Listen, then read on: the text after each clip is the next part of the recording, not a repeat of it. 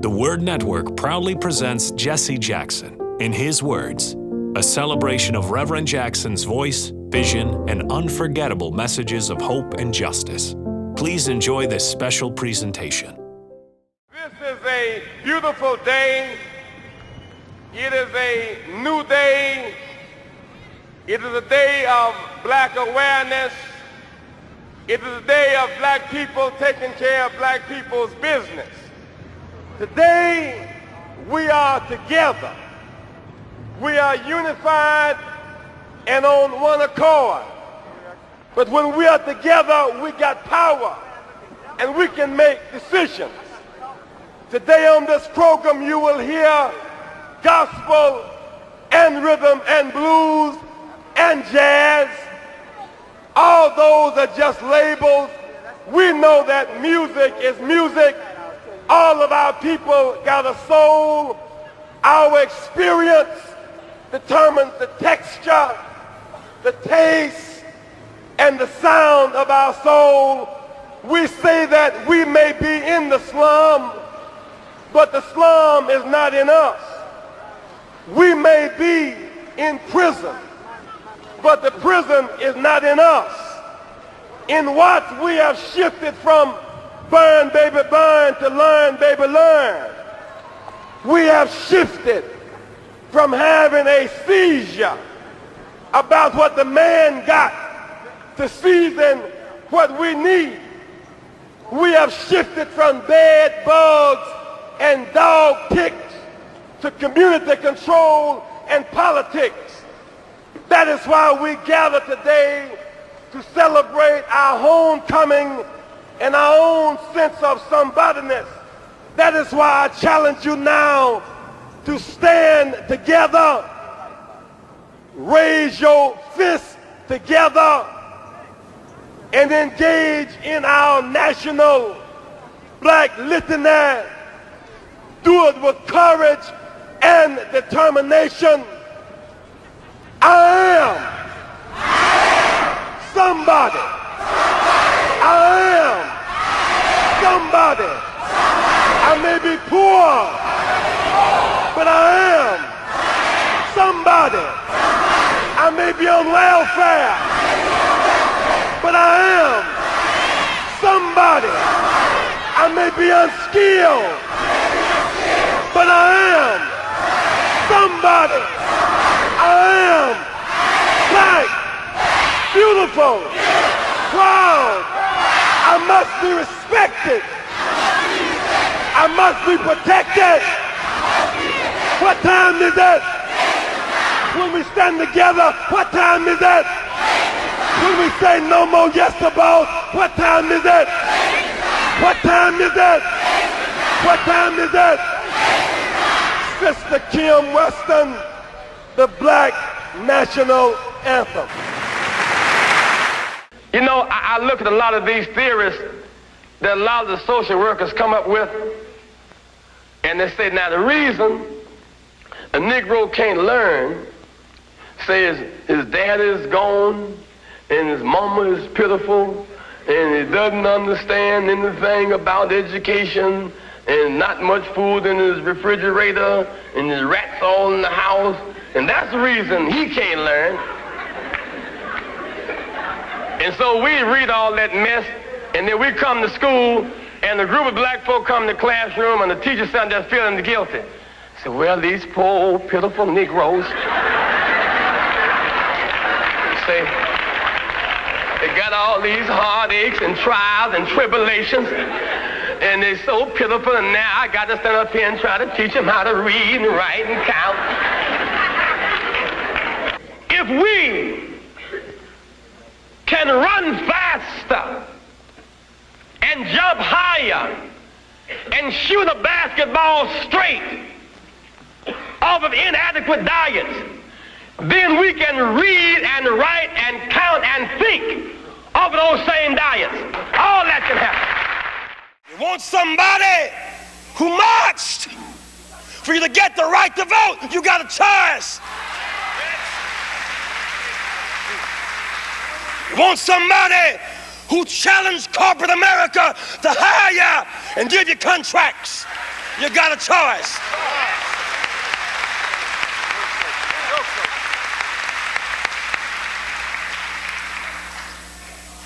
It's choice time. All this talk about qualification. What do the blacks know about foreign policy? It's an insult. I was 3 years old. I came into my consciousness. My daddy was coming home from the war. Foreign policy.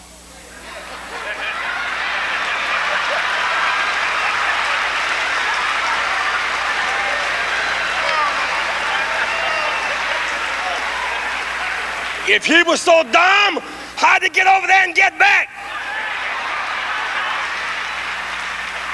If he didn't know foreign policy, why'd they give him a gun? And when they gave it to him, he knew which way to shoot. We know foreign policy. When you buy Honda and Toyota, that's foreign policy. Russian vodka, that's foreign policy. Panasonic and Sony, that's foreign policy. Mercedes-Benz, that's foreign policy.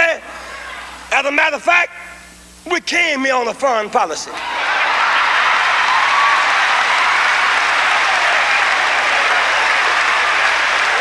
Yeah!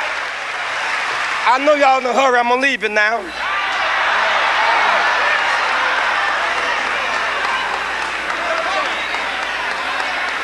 It's time for a new course, a new coalition, a new leadership. Somebody got to rise above race, rise above sex, a new leadership, a choice, a chance. Don't cry about what you don't have, use what you got.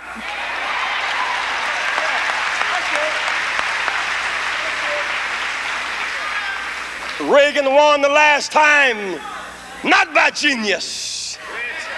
Reagan won when we were asleep.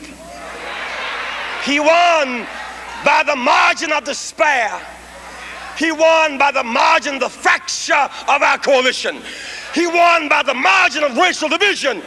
He won by default. I close with another story. There's a little shepherd boy named David. Everybody in town was scared of Goliath. Philadelphia, your time has come. Don't stop at the mayor's office. Go on higher. Because you must never forget that about the time we began to take over cities, Nixon shifted the power to the suburbs. And now Reagan shifted it to the states. So you got mayors with more and more responsibility and less power. We've got more and more folk and fewer services. We cannot stop. We got to rise on higher. Little David. Little David. Little David. Took off his unnecessary garments. Little David. Didn't want to get weighted down with a lot of foolishness. Little David took what God gave him, a slingshot and a God biscuit, a rock. Our problem today is, David, the reason we're going to organize Pennsylvania and win, because we're going to stop the rocks. It's been laying around and pick them up. That's right. In 1980, Reagan won Massachusetts by 2,500 votes. There were over 100,000 students unregistered, over 50,000 blacks, over 50,000 Hispanics. He won by 2,500. Ted Kennedy State. Rocks just laying around. He won Illinois by 300,000 votes. 800,000 unregistered blacks, 500,000 Hispanics. Rocks just laying around. He won. In 1980, 3 million high school students unregistered to vote. Now they've been registered to draft. Rocks just laying around. 11 7 million college students who could have chosen jobs over jails and peace over war that didn't vote. Now they're crying. Rocks just laying around. Reagan won 8 southern states by 182,000 votes. But there were 3 million unregistered blacks in them same 8 states. Rocks just laying around. He won New York by 165,000 votes. 600,000 students unregistered. 900,000 blacks. 600,000 Hispanics. Rocks just laying around. 1980, Reagan won Pennsylvania by 300,000 votes. 400,000 students unregistered. More than 600,000 blacks unregistered. Reagan won Pennsylvania by the margin of despair, by the margin of the fracture of our coalition. Your time has come. Pick up your slingshot, pick up your rock, declare our time has come. A new day has begun. Red, yellow, black, and white, we're all precious in God's sight. Our time has come. Red, yellow, black, and white, we're all precious in God's sight. We're not going backwards. We learn to survive apart. We must not learn to live together. This land is a land of multiculturalism, ecumenism. Repeat, we the people have survived apart. We must learn to live together. As brothers and sisters. To go forward by hope, not backwards, by fear. We're not afraid of nationalists. We're not afraid of the Klan. We're not afraid of the right wing. This land is our land. We march too much. Led too much. Died too young. Be where we are today. We're going forward by hope. Not backwards, by fear. Let me say this to you, that for many of us, the stunning stopped last Tuesday. Every hole is not a graveyard. This struggle is not over. I believe in a one person, one vote democracy. Therefore, we are the winners. A lot of focus on what went wrong in the campaign. If you get a 2 million vote plurality and rising, that's winning. Tonight, we come together bound by our faith in a mighty God, with genuine respect and love for our country, and inheriting the legacy of a great party. The Democratic Party, which is the best hope for redirecting our nation on a more humane, just, and peaceful course. This is not a perfect party. We are not a perfect people, yet we are called to a perfect mission. Our mission: to feed the hungry, to clothe the naked, to house the homeless, to teach the illiterate, to provide jobs for the jobless, and to choose the human race over the nuclear race. We are gathered here this week to nominate a candidate and adopt a platform which will expand, unify, direct, and inspire our party and the nation to fulfill this mission. My constituency is the desperate, the damned, the disinherited, the disrespected, and the despised. They are restless and seek relief. They have voted in record numbers. They have invested the faith, hope, and trust that they have in us. The Democratic Party must send them a signal that we care. I pledge my best not to let them down. There is the call of conscience, redemption, expansion, healing, and unity. Leadership must heed the call of conscience, redemption, expansion, healing, and unity, for they are the key to achieving our mission. Time is neutral and does not change things. With courage and initiative, leaders change things. No generation can choose the age or circumstance in which it is born, but through leadership, it can choose to make the age in which it is born an age of enlightenment, an age of jobs and peace and justice.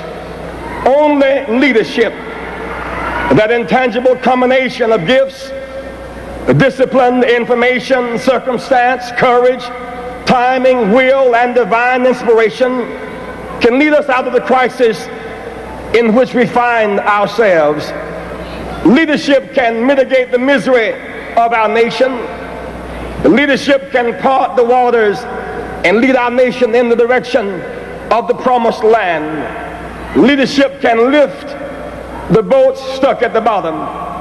I've had the rare opportunity to watch 7 men and then 2 pour out their souls, offer their service, and heal and heed the call of duty to direct the course of our nation.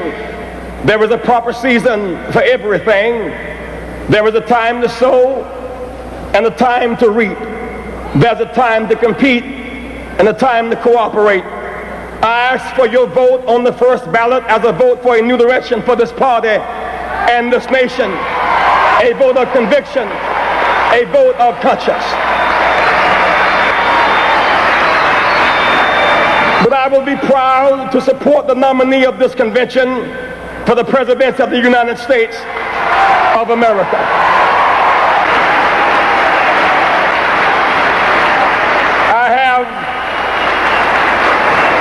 I have watched the leadership of our party develop and grow. My respect for both Mr. Mondale and Mr. Hart is great. I've watched them struggle with the crosswinds and crossfires of being public servants.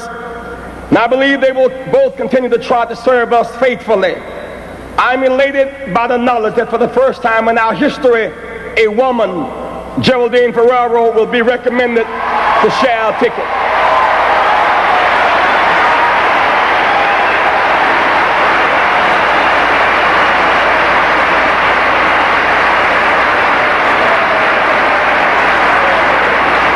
Throughout this campaign, I've tried to offer leadership to the Democratic Party and the nation.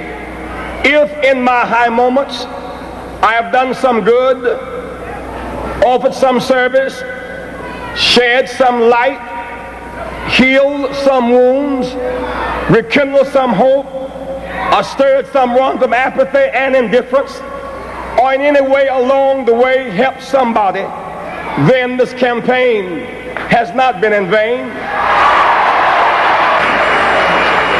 For friends who loved and cared for me, and for a God who spared me, and for a family who understood, I'm eternally grateful.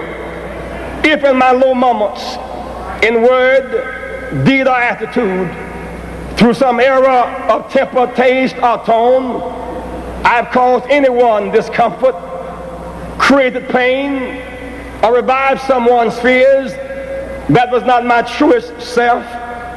If there were occasions when my grape turned into a raisin and my joy bell lost its resonance, please forgive me. Charge it to my head and not to my heart. Ready on the stump? Yeah. Okay. Here we go. I am somebody. I am somebody. I may be poor. But I am somebody. I may be young. But I am somebody. I may be on welfare. But I am. Somebody. I may be small. But I am. Somebody. I may make a mistake. But I am. Somebody. My clothes are different. My face is different. My hair is different. But I am. Somebody. I am black. Brown. White. I speak a different language. But I must be respected. Protected. Never rejected. I am. God's child. I am. Somebody. Give yourself a big hand. Why can I challenge you this way? Jesse Jackson, you don't understand my situation. You'll be on television. You don't understand. I see you with the big people. You don't understand my situation. I understand. You see me on TV, but you don't know the me that makes me me. They wonder why does Jesse run? Because they see me running for the White House. They don't see the house I'm running from. I have a story.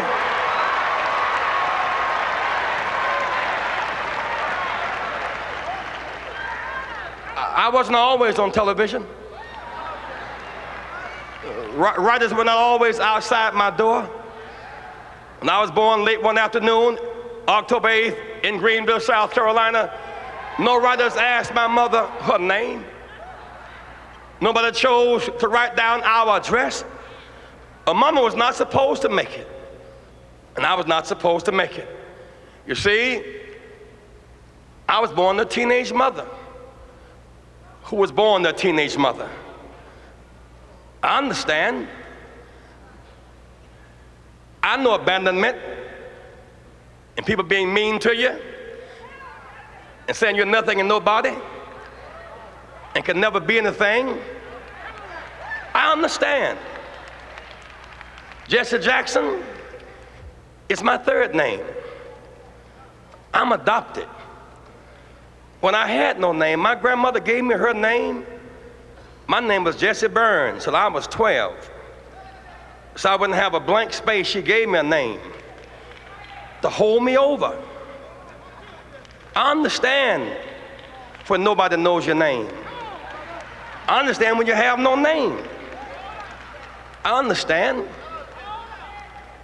I wasn't born in the hospital. Mama didn't have insurance. I was born in the bed at house. I really do understand. Born in a 3-room house, bathroom in the backyard, slop job by the bed, no hot and cold running water. I understand. Wallpaper used for decoration? No, for a windbreaker. I understand. I'm a working person's person. That's why I understand you, whether you're black or white. I understand work. I was not born with a silver spoon in my mouth. I had a shovel programmed for my hand. My mother, a working woman. Some of the days she went to work early, with runs in her stockings. She knew better, but she rolled runs in her stockings so that my brother and I could have matching socks and not be laughed at school. I understand. At 3 o'clock on Thanksgiving Day, we couldn't eat turkey because Mama was preparing somebody else's turkey at 3 o'clock. We had to play football to entertain ourselves. And then around 6 o'clock, she would get off the Alta Vista bus and we would bring up the leftovers and eat our turkey, leftovers, the caucus, the cranberries, around 8 o'clock at night. I really do understand. Every one of these funny labels they put on you, those of you who are watching this broadcast tonight in the projects, on the corners, I understand. call you outcast, low down, you can't make it, you're nothing, you're from nobody, subclass, underclass. When you see Jesse Jackson, when my name goes in nomination, your name goes in nomination. I was born in the slum, but the slum was not born in me. And it wasn't born in you, and you can make it. Wherever you are tonight, you can make it. Hold your head high. Stick your chest out. You can make it. It gets dark sometimes, but the morning comes. Don't you surrender. Suffering breeds character. Character breeds faith. In the end, faith will not disappoint. You must not surrender. You may or may not get there, but just know that you're qualified, and you hold on and hold out. We must never surrender. America will get better and better. Keep hope alive. Keep hope alive. Keep hope alive. On tomorrow night and beyond. Keep hope alive. I love you very much. I love you very much. I can learn. It is possible that I ought to learn. It is the moral thing to do. It is possible. It is imperative that I learn. A teacher ought to say, I can teach. I ought to teach. I must teach. And thus we start with a very attitudinal premise. And we often say that it is not your aptitude, but your attitude that determines your altitude with a little intestinal fortitude. We must live with the consequences of our decisions. If we spend 3 hours a night in front of a TV being entertained, rather than 3 hours a night trying to learn how to read, write, and think, we will live with the consequences of that decision. If we become weak and superficial and use pill power and cop out rather than willpower and cope with, we live with the consequences of that decision. If we become isolated from the real world rather than insulated from it because we're tough on the inside, it's nothing but a choice. So repeat this after me. If my mind can conceive it, and my heart can believe it, I know I can achieve it. Because I am somebody. I am somebody. Respect me. Protect me. Never neglect me. I am somebody. Down with dope. Up with hope. Down with dope. Up with hope. My mind is a pearl. I can learn anything in the world. Nobody will save us from us, for us, but us. I can learn. It is possible. I ought to learn. It is moral. I must learn. It is imperative. Right on.